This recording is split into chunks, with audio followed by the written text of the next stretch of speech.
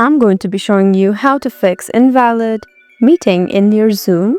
So if you're getting an invalid meeting ID or invalid meeting error in Zoom, it usually means the meeting link or ID you're using is incorrect, expired, or has been deleted. So there are multiple ways you can do to fix this. The first one is to double check the meeting ID and password. Make sure you entered the correct meeting ID and passcode. If you click the link, ensure it wasn't cut off or incomplete. The second thing you can do is use the latest link. Just ask the host to send you a new invite. And if you are the host, make sure the meeting is scheduled correctly in your Zoom account. The third thing to do is make sure your Zoom is up to date. An outdated Zoom app may cause compatibility issues, and also try to join from the Zoom app instead of the browser.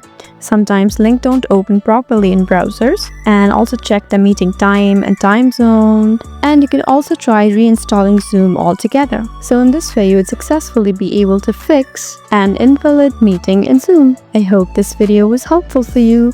Please leave us a like and drop us a comment down below, and we'll see you again in our next video.